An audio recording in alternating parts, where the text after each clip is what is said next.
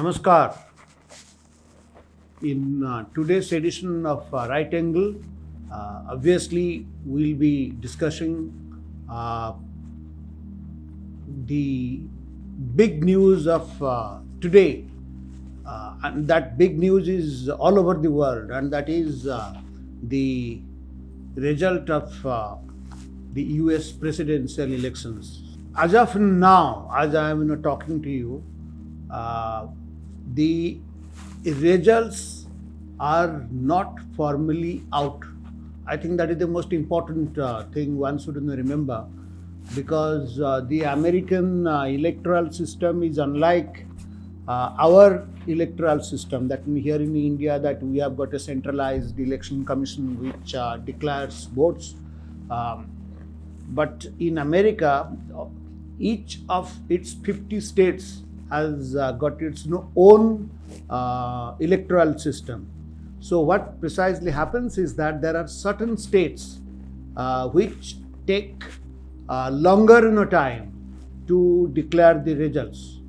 Some states take as many as 48 hours. Some even take 72 hours, and there are also some complications. Even sometimes people very close race, the contestants, they go for recounting. Some even go to the courts, and sometime the matter even reaches as high as the Supreme Court. If you remember, I think in the 2000 when Bush won, ultimately it was decided by the Supreme Court. There was some controversy about one of the states. I think that is in Florida, if my memory serves me right. So what precisely is happening, that there are three states. I think one is Michigan, another is Nevada, third Wisconsin. I think my sources say that 5 or 10 minutes back the results have been declared. I mean, even though not officially, but the American media has already said that Trump has won there. And what is that? Arizona. That is near that border there on the south. So these are but then as of now in those three states, Trump incidentally is leading. So Trump's victory, Donald Trump's victory is almost a foregone conclusion, because they have got that electoral college. It's not that means under the American system, that they have got 50 states. So every state, as sends 2 representatives to the Senate, and then on the basis of population, it will vary. The numbers will go to the House of Representatives. So 435 is the strength of the House of Representatives, and the Senate is in 100. So 435 plus 100 is 535, and then Washington DC, their capital has got 3, so it becomes 538. So what precisely happens? Suppose on the basis of population, if you take your number there in the Senate as well as the House of Representatives, I think the maximum number of representatives that you send to the electoral college on behalf of one of the candidates is, I think, California, followed by Texas, then New York, then of course will be Illinois. I mean, states are like that. It varies, but the largest chunk is sent by California, followed by Texas. So California, obviously, the Kamala Harris has won, and Texas, Trump has won. So, and there the system is that, suppose in California or any state for that matter, you get 50% of the votes, or 50% plus 1 votes. Suppose California, as I said, that has got 50 or 52 representatives that it sends to the electoral college. So suppose Kamala Harris has got 50, obviously she has won. So there what happens is that then the winner takes all. Suppose one state has got 52 representatives who will be sent on behalf of that particular state to the electoral college. Suppose the winning candidate there who gets more votes will be taking all the 52. Suppose some state has got 10 or 11. So anybody winning there, getting more than 50% of the votes, will be taking away all the 11. It is unlike our case that one is everything depends on the percentage of votes, and that doesn't matter, in the sense that everybody's vote is taken into account. So that is why what happens is that the people say that a president who gets elected in the United States doesn't have to win the popular votes. In the sense, they are the most popular states, as I said, happen to be California, Texas, New York. For instance, in the 2020, what precisely happened? Trump won the electoral college. I said the winner takes them all, but in terms of the popular votes, Hillary Clinton, whom Trump had defeated, another lady like this year, had got more popular votes than Trump. But eventually Trump won because he had got more numbers in the electoral college because of this unique system of winner taking all. Of course, this particular system has got its plus point, minus point. Let's not go into that. It is like for instance, in India, they say that any political party which will win Uttar Pradesh, Bihar, Bengal, or further Maharashtra, these 4 states, means 90% chances are that it would form the government. It is immaterial the rest of India whether they are with you or not. But in the American system, if you take the US map today, you can go to Google or any such thing and find out, and the red represents Republicans and the blue represents Democrats. If you think, I think nearly 75% of the area of the United States has voted for Trump. But even in case of Biden, the present president who won by defeating Trump last time, the same was the situation. If you take the area and the number of states, then Republicans had one more. But precisely what happens, I mean, so what precisely happens under this unique system is this: no particular state like California, or for that matter Texas. Suppose you win California, you win Texas, you win New York, and you win Illinois. Oh, that should be enough. If you go by this so-called popular votes, the number percentage of votes, because if 70% or 50% people of America live in those 4 or 5 states, and you win, then means you win election. That means rest of the country, whether they support you or not, is immaterial. I think what the American Constitution founders or makers had decided that every part of the country has to feel that it is important, and the best way to ensure that is to make them as equal as possible. And that is why this concept of electoral college, or for that matter their Senate, which is the upper house of their legislature, the Congress. Every state has got 2 votes, whether it is California having more than 1 crore or 2 crores of population, or the Alaska, which may not be even more than 1 million, but they have got the equal number of senators there in the Senate.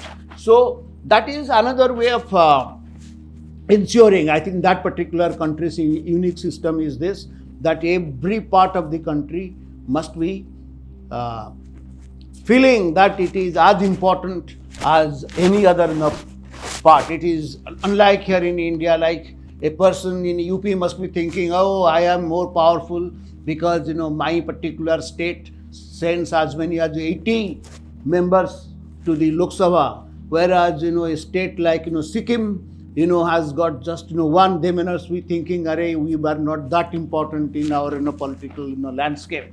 I think that way, as I said, that there are plus points, minus points.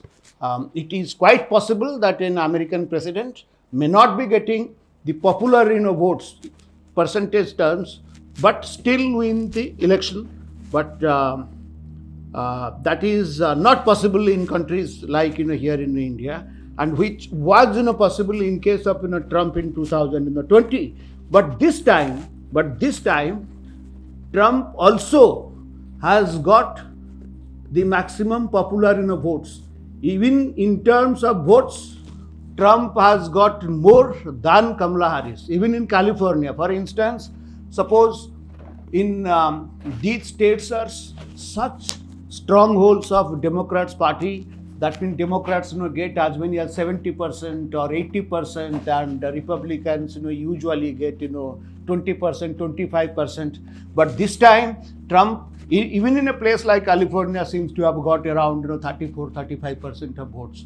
That means it is a remarkable growth in terms of Trump's support base that he did. So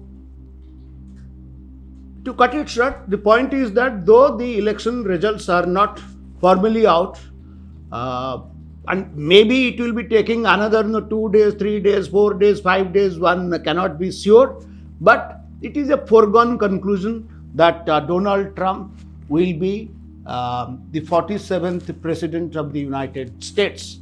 And in fact, it is also, unique in the sense that here is a person who has not been declared elected as yet, but all the world leaders have already sent congratulatory messages to Trump, including our Prime Minister Narendra Modi. I'm not going to talk of what will be the implications of Trump's coming for the rest of the world and India in particular. I think that is a different, some other occasion we'll be discussing, and there will be plenty of opportunities to do that. But some important points about today's election results I like to share with you. Trump is the second US president in its history who got elected after a gap. In this sense, that American Constitution provides, or the provision of the United States Constitution is such that nobody can be president for more than 2 terms. So invariably, all those presidents who have been president for the 2 terms, they usually have been elected consecutively. That means, suppose you win this time, and after 4 years you again continue. Like Biden, for instance, had he not withdrawn in favor of Kamala Harris, the vice president, he would have contested consecutively for the second time. Winning or losing is a different thing.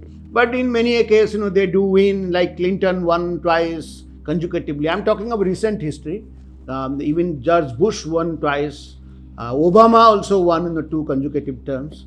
But here, in case of Trump, that he was the president in between 2016 and 20. They have got the tenure of 4 years. But in 20 he lost. And now he again going to come back. The 45th president who Trump was, now will become America's 47th president after a gap of one particular term. And this is happening or going to happen in the US history for the second time. Last time it happened more than nearly 130 years ago. I think it was in 1892. There was a gentleman called Grover Cleveland.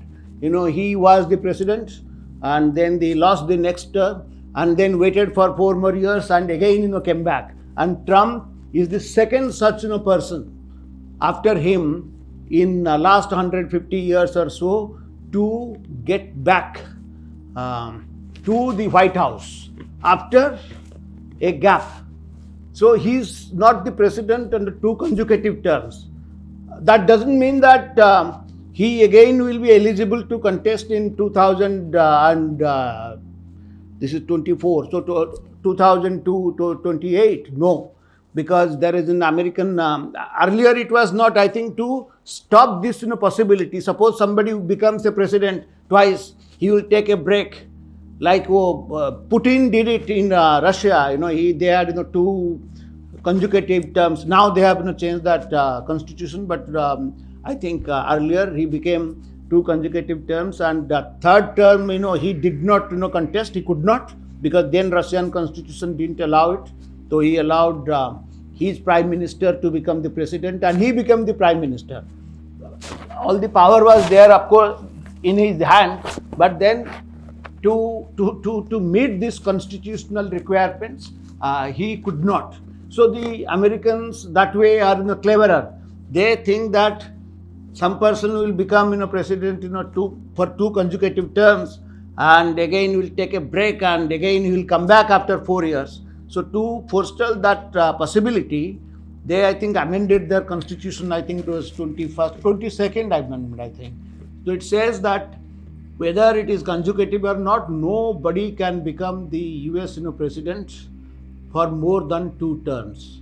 So I think that's a good provision. It should be applied here in India too.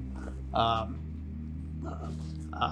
think that is the best way of ensuring that it does not become anybody's property or family property.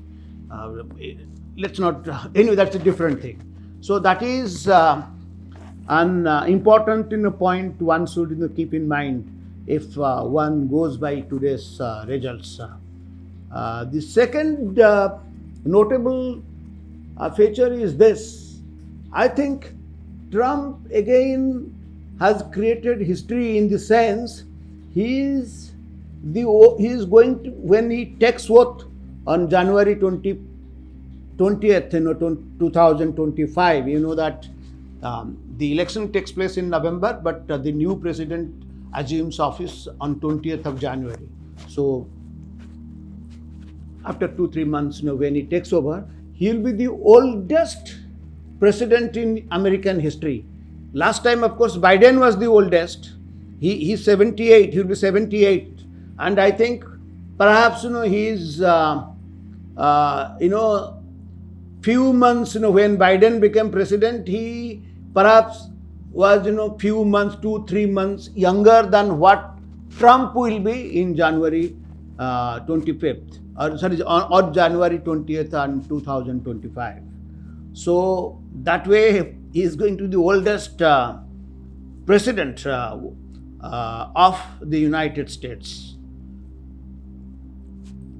What is then the third important feature, which many congratulatory messages from the world leaders, including our own Prime Minister Narendra Modi, they all have praised him for having staged what is called the biggest political comeback in recent history.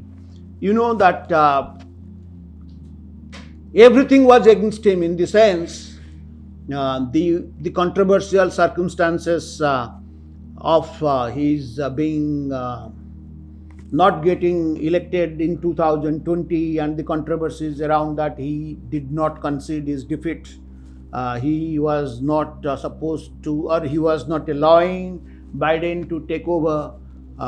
So this huge controversy, and then some other such cases, more than 30 to 40 legal cases Trump faced in the last 4 years. And the Democrats, they have gone to every possible extent to harass him, to make cases, whether political, administrative, or his business related thing, or his personal thing, something of his so-called personal life and affairs. There are 35, 40 such cases are pending and are continuing, and I think on one or two of them he has been declared even a convict, a felony, that has been charged.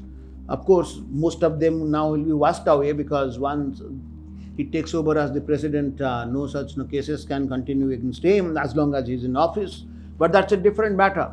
But the persecution and his heavy, his business was hurt in the sense that all sorts of, queries, inquiry, this thing, and I think he started, losing tons of, dollars. Then, of course, the entire, the ecosystem of the Democrats and the media, I think that the most important thing is the US, media, the mainstream, media, or for that matter, the global mainstream, media, they considered him like, a Hitler, the biggest, what and not, these sort of, things that he has, undergone in the last 4 years, and he has resisted all these things and has staged a remarkable comeback. That is why they said that the biggest political comeback. And even financially, American elections are very, very expensive to contest. And openly everybody, they collect political fund. And here, of course, one or two big businessmen like Elon Musk, must have, have supported and contributed in the billions of dollars. But then if you take the totality of the political funds that were generated for this election, Kamala Harris, I think, had broken all record.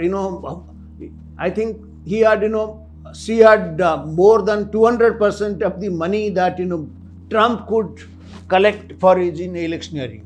So that means financially he was way behind Kamala Harris as far as spending and convincing campaigning is concerned. So despite all these things, and he managed to win, and as I said, importantly, unlike in 2020, this time he seems to have got even the majority of the popular vote. Is a remarkable thing that one must give Trump credit for. And particularly one, related aspect to this point that I made, I would like to highlight on, and that is this role of this, mainstream, media. I think that is the biggest, slap on the face of the American, media, the mainstream, media, whether, they have got this, very funny and, very, I consider a stupid, system. The American media, whether, it is CNN or there are big, papers like, New York Times, Washington Post, all these, major media, or even these, Economist, Atlantic, for that matter. There's very famous, journals, and then ABC, CBC, they are in a big, TV. They do endorse candidates. Every election, they do endorse, they tell people you vote for them. I mean, there is no difference between, by so doing, what they create. They create a situation that, a true media's role is to reflect. Of course, I have got my views. There may be some opposing, view. That is all right. It's a platform for exchange of differing, views. That is all right. That is what the media should do. But then media itself becoming a partisan and becoming a party in this electioneering by endorsing. That's why I said that whether it was New York Times, Washington, there's a big controversy. For the first time, Washington Post and I think Los Angeles Times, these are the two major US publications who refused to endorse. They said that this is not a good practice. And the way the attack came on the owners of these two publications, and many senior editors, they quit in protest. And everybody, almost all the, sometimes I get very irritated because I happen to read most of them every day. Though if you read them, you say, what the hell is this? I think they are the biggest campaigners of Kamala Harris. Whether it is, as I said, that almost all these, newspapers, the mainstream newspapers that I am talking of, so it is a big slap on their faces. But that is one aspect. The second aspect is this, which is more dangerous. What is your credibility then?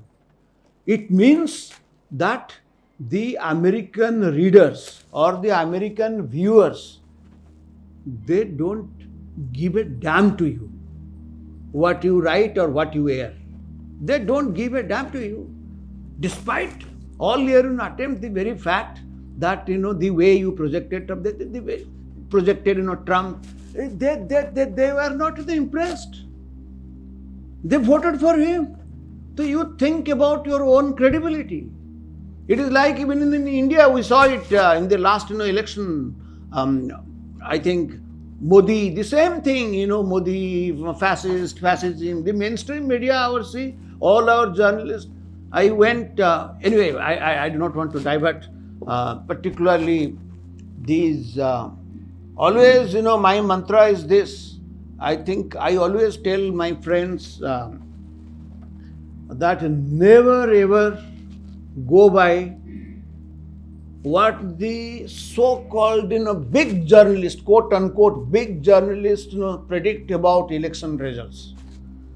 I think nothing can be more perverse than that, because they think the rest of the people will be voting the way they themselves will be voting for.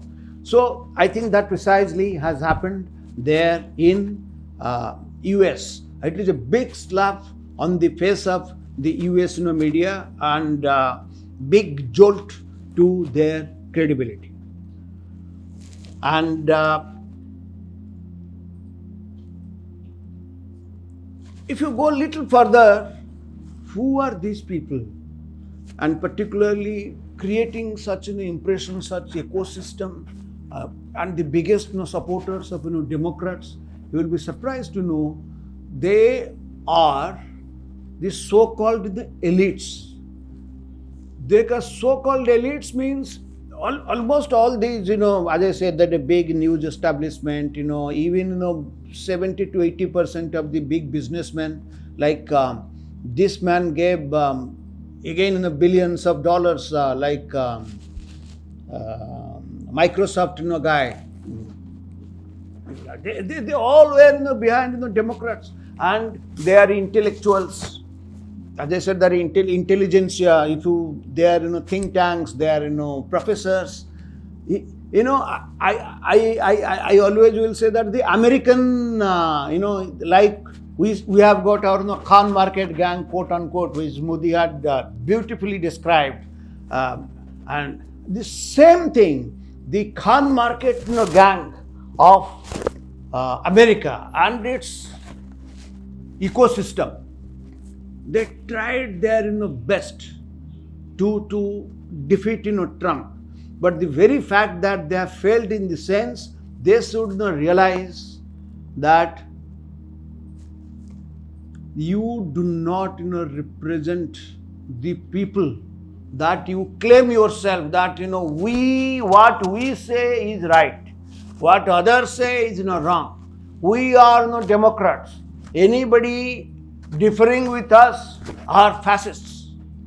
The same thing, as I said, that like our Khan market gang, actually all these Khan market gangs of, it is not only India has, America has. I think Khan market gang is also there in Canada. Khan market gang is also all over Europe. As I always I think I have made this particular point in this platform 2 or 3 times. Everywhere you see the countries, particularly the democratic countries, are highly polarized, and this polarization is being sharper and sharper with each passing day because of this Khan market gangs. Khan market gangs, they represent the elements of the so-called the left, liberal, and now the Islamists. All these fundamental, they all support the causes of fundamentalist in Islam. I'm not, as I made pretty clear, it is nothing wrong with Muslim. In fact, Trump got the very fact that he has won in Michigan means he has got lots of Muslim votes too. In fact, as Trump today, he gave his victory speech in Republican headquarters somewhere in Florida. He said this is the biggest ever, or rather the broadest ever coalition in American history, in the sense he got votes from Muslims, he got votes from these Hispanics, these Latin Americans, he got votes from the Asians, Indians, he got votes from the blacks. So the largest question, so it is nothing when I'm talking of this left, democratic and Islamist, means almost all the important problems that are created by the fundamentalist Islamists all over the world, whether it is in Middle East or whether in their own countries like in Europe, France, Britain, these racial riots, all their causes are supported very strongly by these Khan market gangs. So that is why I said this left, liberal and Islamist are important members of Khan market gang. Unfortunately, what is the problem is that they dominate the intelligentsia. As I said that in the democracies, all the intelligentsia, and that same the case here in India. Modi in the last 10 years and 11, 12 years has not been able to dent at all, I think, this intelligentsia, whether the big media, newspapers, think tanks, professors, this Khan market ecosystem, he has not been able to do anything. They have not even filled up people living in their places. They continue to have Raj. I do not know whether that's a different matter, whether these people suffer from some inferiority complex or not. I think I will talk on that on a different occasion. The fact is that they do dominate the ecosystem and the intelligentsia, and that is precisely the case there in America. So the very fact that Trump said that enough is enough, so he went, I think, in Modi's way, directly communicating with the Americans and managing such broad coalition, again, is an important feather, a feather in his cap, one must not admit that. As I said that I didn't want to discuss about the exact policies, because that will take pretty long, and why this guy won. But only three things, very small things. I'm not going to explain them in detail. I must say what happened. It seems that he had two most important muddas, which it seems convinced these Americans at large. One is that illegal immigration. Illegal immigration is what is in his number one agenda. And the very fact, what he talked, even in his victory speech, he said that he is not opposed to immigration. He is opposed to illegal immigration. And the way the illegal immigrants came from Latin America, and most of them, the demographic imbalances and the law and order problem. The Democrats, as I said, that left, liberal and such thing, welcoming them, not doing much. So these are the things also are not liked by the same Hispanic, the same Latin Americans who are legal, who are the legal immigrants there, who have become American citizens. They think that if more and more of such people come, and Biden regime was spending hell of a lot of money on their welfare, feeding them freely, taking care of their medical expenditure, giving them monthly stipends, and all over in America. For instance, what the Republican who always opposed this sort of thing, they are in a particular state, Texas. I think it is a major bordering state. So what these people did, the Republican controlled states, when these illegal immigrants came, they left them. They said that, okay, you are saying you will not take any action against them, so they cannot stay in our respective states. So they arranged huge buses and transport, and then we'll go and dump them, whether in Chicago, New York, Massachusetts, all these places. And ideologically, since this Khan Market gang, and then supported by Democrats, they always said that no, human rights and we must support them.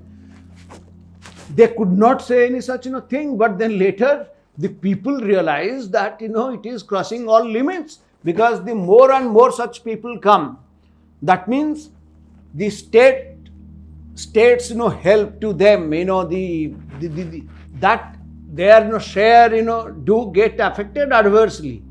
They said that why the hell these illegal immigrants will take away our privileges, why the hell we will be sharing with them. I think that became a huge issue. I think on this itself we can talk on some other occasion, but I think this was a very big issue. So that is why the Hispanics, they voted in a very substantial way they for Trump in this election. Same is the case with the blacks also. So one is and second thing was this inflation. I think maybe the overall US economy, I am not an economist, I don't know much about that, but then this much common sense I have, that maybe in terms of your GDP, your growth, everything may be all right. But the point is the inflation, the rising prices in the last 2-3 years did pinch actually many people. I think lots of my own friends and some of my also relatives who are there in US, they do say that things have become costlier. The cost of living has become dearer, and people definitely did protest about it, and Trump made it a big electoral issue, in the sense that he said that he will be doing his most to bring down this inflation. In fact, in today's his victory speech, he talked of fixing the problems, quote unquote, fixing problems, rebuilding India, making America great again, and what are not. And of course, he said the most important thing, that forget about the past divisions among us, let's all unite and make America great again. So things of that sort. I think these are the policies. He says that whatever I promise, I deliver. Hopefully after he takes over, he says that he will be delivering all these things. I think my last point, because many people do ask, what is Trump's victory for India? I personally think, let's face this, Trump is the President of the United States. So he will be taking care of the interest of the Americans.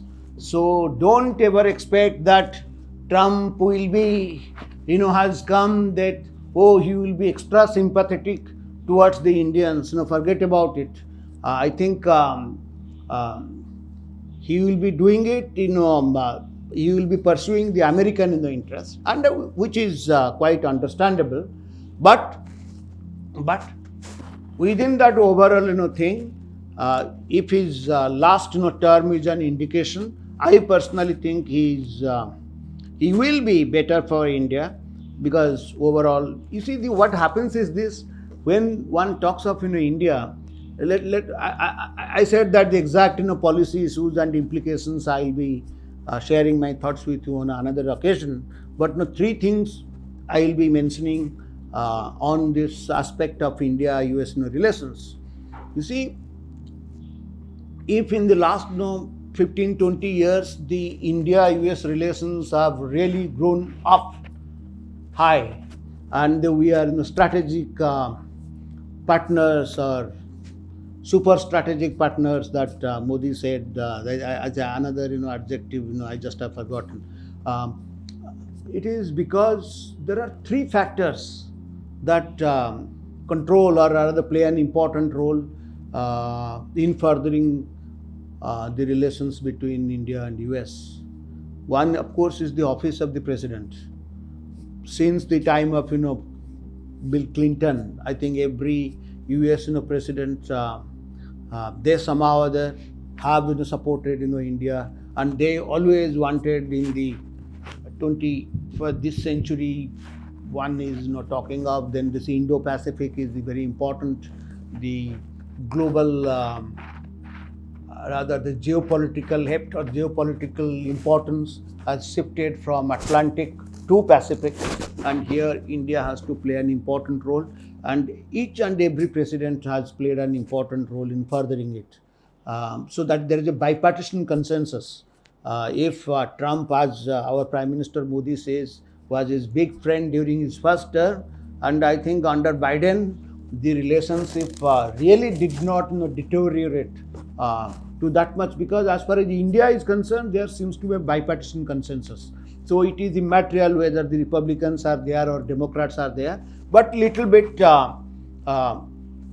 you can say that accelerator of if it is progressing at the rate of 60 kilometers per hour, maybe with the coming up Trump, it will become 70 or 75. But let's remember there are some, as I said, that American policies are always very complex. There are very strong elements within the American policy elites, particularly Khan market gang. They do have huge presence in their bureaucracy, and as I said, in their intelligence, like the Khan market gang is very much present in India thing, and Modi also has not been able to really do much against them. They still are very powerful, so they do not want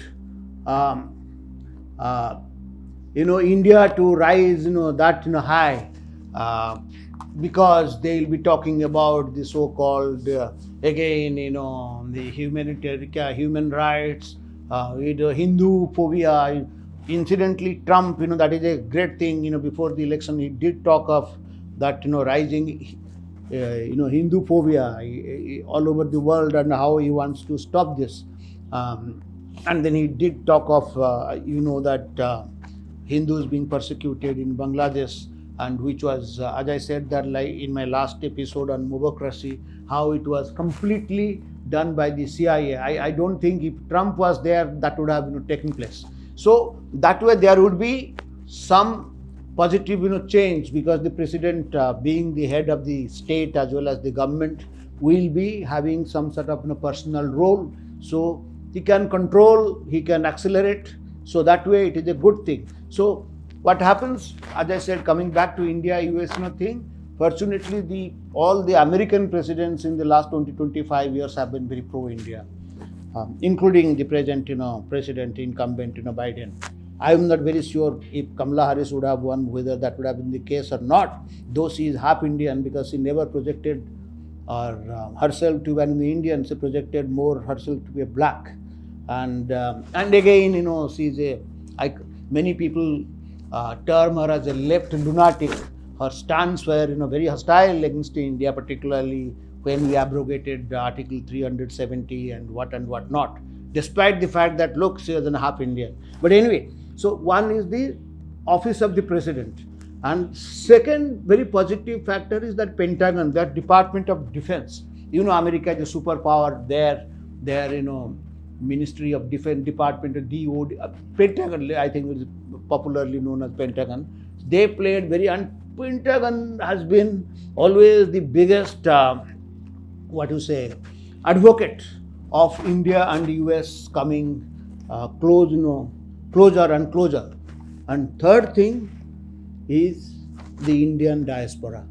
As I said, I think that we all know. I mean, you all know that the Indians happen to be among the most read, occupying the best possible jobs, and I think after the Jews are the most prosperous community and the richest community in on an average American salary, and then like an average Indians salary are.